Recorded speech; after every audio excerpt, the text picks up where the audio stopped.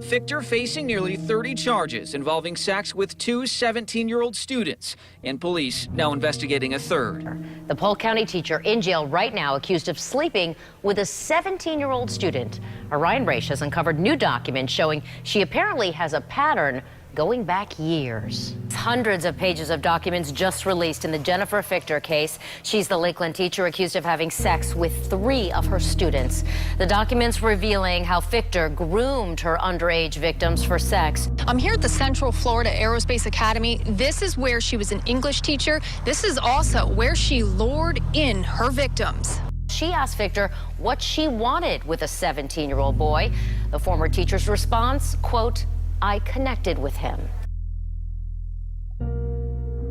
In the fall of 2008, 23-year-old Jennifer Fichter was suspended and eventually resigned from her job as an English teacher at Robbinswood Middle School in Orlando, Florida, after allegations arose that the woman was having inappropriate interactions with 2 8th-grade students. By 2011, Jennifer had relocated to the city of Lakeland. That year, she landed a job at Kathleen High School. She had lied on her application so as to hide the past allegations against her. It appears that she was able to slip beneath the radar because the Orange County School District, which had investigated her, failed to report the teacher to Florida's Department of Education following its inquiry.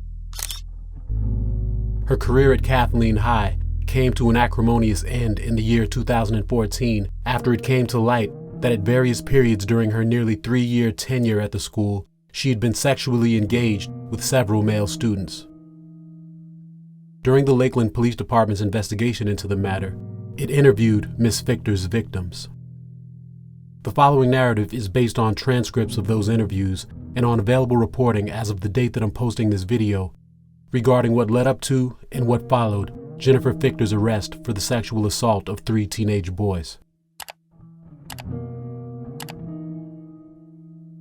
Lakeland, Florida's Kathleen High School, where Jennifer Fichter started teaching in the fall of 2011, has an affiliated trade school called the Central Florida Aerospace Academy. At the beginning of Jennifer's first year at the school, the 26-year-old woman became acquainted with a 17-year-old boy. I'll refer to him as Stephen. Stephen was a student at CFAA, and Miss Fichter taught him English. After school, Stephen would often come into contact with Miss Fichter. He began to flirt with her. After some initial trepidation on her part, she began to open up to him. Almost 3 years later, after the scandal captured local headlines, as Stephen spoke with detectives, he told them that one day in the fall of 2011, she invited him to her apartment to hang out. They watched television and talked. For the first time, they kissed.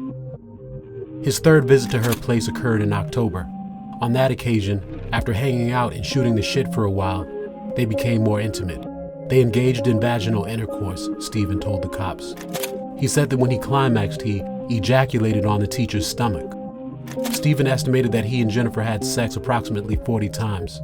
They would meet about twice per week, either at her apartment or at his home, when his mother was away.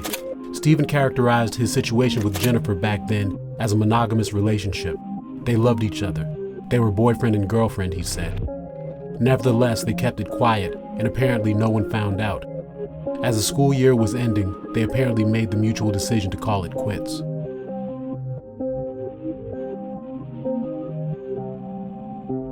After Miss Fichter's misbehavior was discovered in 2014, Lakeland police also interviewed a young man who I'll refer to as Josh, who met Jennifer at the beginning of the 2012-2013 school year, just a few months after she'd broken it off with Stephen. Stephen and Josh were both seniors at CFAA that year, and Jennifer was Josh's English teacher. Just as classes were beginning that year, Josh realized that Miss Fichter was flirting with him subtly, flashing him looks and slightly suggestive gestures. Around then, Josh began communicating with Miss Fichter via the messaging feature on the online board game Words with Friends. The game's app had a messaging feature they'd use to converse. Their interactions became more intimate during these online conversations. One day, Josh went to a bonfire at the school, which was attended by a number of teachers and students. Jennifer Fichter was there. Josh and Jennifer drifted away from the others and found their way to an airplane hangar. Josh told the cops that he and Jennifer walked through the building and looked at the planes. Then they went up onto the roof to look at the lights on the runway and watch the planes fly over. They sat up there, listened to music, and talked.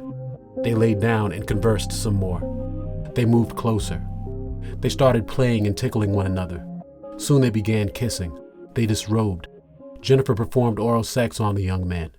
Then they had intercourse. Then they dressed and rejoined the group. Soon Josh began visiting the teacher at her townhouse on the north side of town. That year, they met around 20 times at her place, where they'd talk, then have sex. They'd also meet at other random locations, where the two would park their vehicles and they'd have sex in the back of her truck. They fornicated in the truck about as many times as they did her apartment. The relationship persisted throughout the school year, and a few months after Josh graduated in May of 2013, he and Jennifer together moved into an apartment in the town of Davenport, Florida. Josh was somehow still hiding his relationship with Jennifer from his family. But soon after they shacked up, Josh and Jennifer began experiencing some conflict. Josh had joined a band which was based in the city of Orlando. He began spending less time with Jennifer. Jennifer began to feel neglected and unimportant. On February 22nd of 2014, only about 4 months after they'd moved in together, Jennifer broke up with Josh. But the two continued to cohabitate, still had sex occasionally, and maintained a tense and complicated relationship. A few weeks after the official split, Josh confronted Jennifer. He was suspicious that she was seeing someone else. Jennifer admitted that he was right. Later that day, she told Josh that she believed she was pregnant. Josh doubted that he was the father because he hadn't ejaculated inside of the woman. Jennifer confessed that she also didn't believe that it was Josh who had impregnated her. She told Josh who the other boy was. Police say she confessed to a love affair with a 17-year-old student and even claims she got pregnant with his child.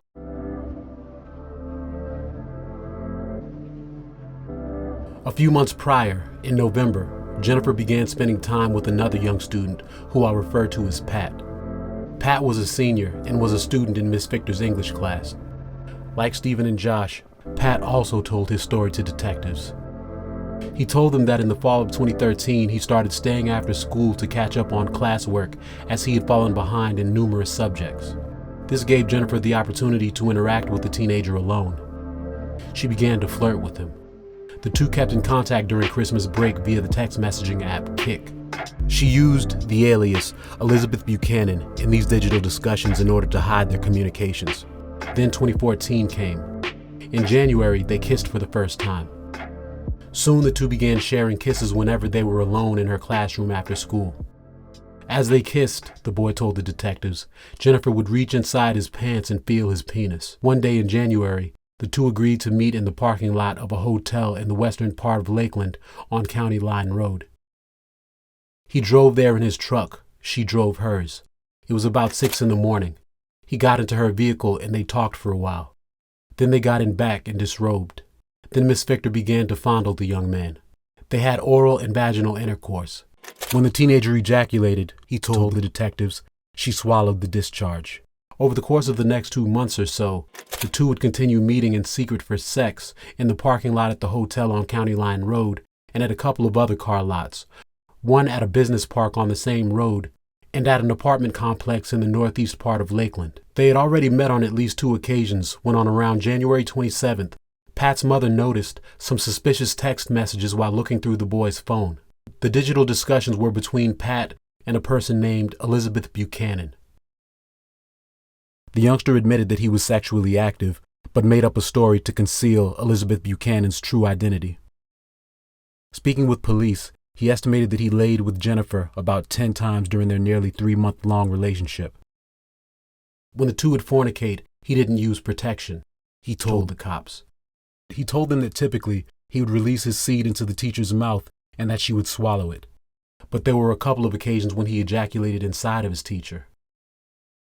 Jennifer told Pat one day that she had gotten pregnant and that she had an abortion. He didn't believe her because he thought that a woman had to wait 6 weeks before having sex again after undergoing the procedure. Pat and Jennifer were intimate again just days after she said she terminated her pregnancy.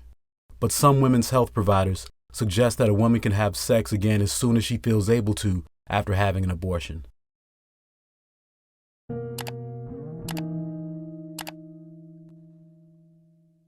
Josh said that the realization that Jennifer was having sex with someone else and that she was pregnant by the dude hit him like a bomb. She told him that it was about a week after their breakup that she had started seeing the other kid. Josh knew who Pat was.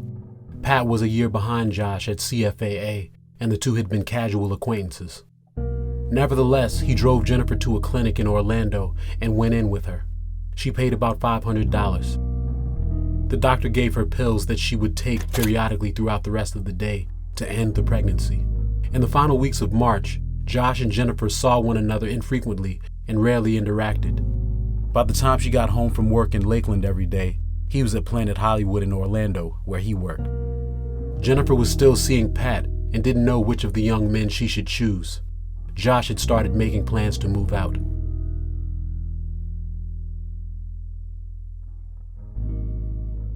Of course, Pat had been lying to his parents in order to see Jennifer. According to his mother, he had been acting out in general, showing up to school late and missing curfew. Just after he began messing around with Jennifer in January, his mother confiscated his phone and his truck as punishment for his behavior. This is when Mom discovered Elizabeth Buchanan in the boy's phone and that he was sexually active. There came a time in early April when Pat knew that Mom was beginning to put the puzzle together and that she would soon figure out who he was having sex with. On the afternoon of April 8th, 2014, after school, Pat drove to the parking lot at the hotel to meet Jennifer. They both parked their vehicles and Pat climbed into her truck. They talked for a while. Then they got in back, pleasured one another orally, then the boy penetrated the woman. When he climaxed, Jennifer repeated the ritual of ingesting his essence. Then they parted ways. That night, Mom texted Pat and told him that she knew that it was his teacher, Miss Fichter, that he'd been intimate with. The boy confessed that she was correct. Pat happened to be away from home with his stepdad at the time. His mother turned around and emailed Miss Fichter. Mom conveyed to Miss Fichter that they needed to speak ASAP. Miss Fichter texted Mom soon after that. Pat's mom texted back and told Jennifer to explain herself. Jennifer said that she took full responsibility for what had happened and that she and Pat had prayed about it. Jennifer asked to meet in person. Pat's mom told Jennifer to come over. Jennifer came over to the crib and met with Mom. Pat's mom grilled Jennifer about her relationship with the minor. Jennifer admitted that she had had sex with Pat and that she and the boy had conspired to conceal the affair. But she claimed that they had only had sex once and didn't say anything about the pregnancy and the abortion. Jennifer said that she loved the boy and wanted to be with him. After a couple of hours of discussion, Mom told Jennifer that she would have to take some time to decide what to do.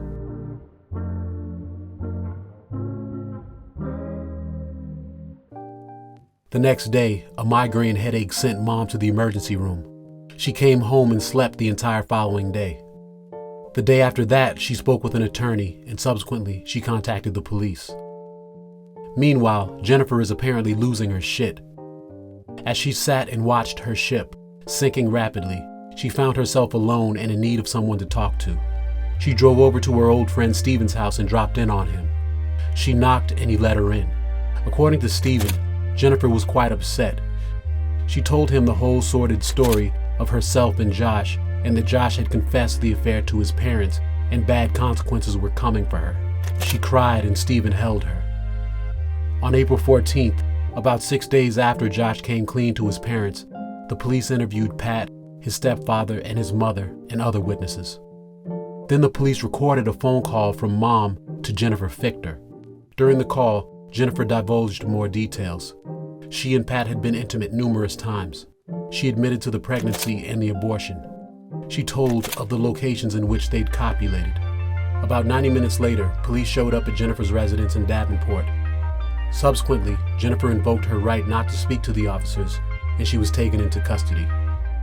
The next day, the local news media was buzzing about Jennifer Fichter, another teacher who'd been caught bedding a student. In Florida, there had been a rash of these cases. Jennifer was ultimately charged with 37 counts of illicit sexual behavior after the eventual revelation that she'd bedded at least 2 more boys, a total of 3. Polk County schools fired Miss Fichter days after her arrest. A year later, Jennifer Fichter pleaded guilty to all 37 child sex charges. 5 months later, she was sentenced to 22 years of incarceration in a Florida State correctional facility. Before announcing her sentence, Circuit Judge Glenn Shelby said to Miss Fichter, quote, Their ages don't make them any less a victim. You were the adult, the teacher, the role model, and you violated one of the great trusts we have. It's trusting our teachers with our children. Before learning her fate, Jennifer spoke on her own behalf to the court and to the victims' families. She said, I hate so much what my selfishness has done, because that's what this crime is. It has been a selfish crime. It has been, yes, there are the actual crime itself, but then all the repercussions of that crime have fallen on y'all's shoulders. And I am truly sorry for that. Following her sentencing, thousands of people in numerous countries organized to support Fichter and to discuss ways to provide the disgraced teacher some sort of assistance. Retired Judge Ernest Jones has said to local media that Judge Shelby's sentence was a bit harsh and pointed out inconsistencies in the judge's sentencing record. The former judge referenced a case where Shelby sentenced a drunk driver who killed a pregnant teenager to only 12 years compared to the more severe punishment Fichter received. Jones said that he would have sentenced Fichter to a little jail time and a lot of probation. 1 year later, in September of 2016, Jennifer Fichter again appeared before the judge to request a reduction of her sentence. The judge elected to uphold the 22-year punishment he'd originally handed down. Jennifer Fichter is scheduled to be released from prison on September 1st of the year 2035.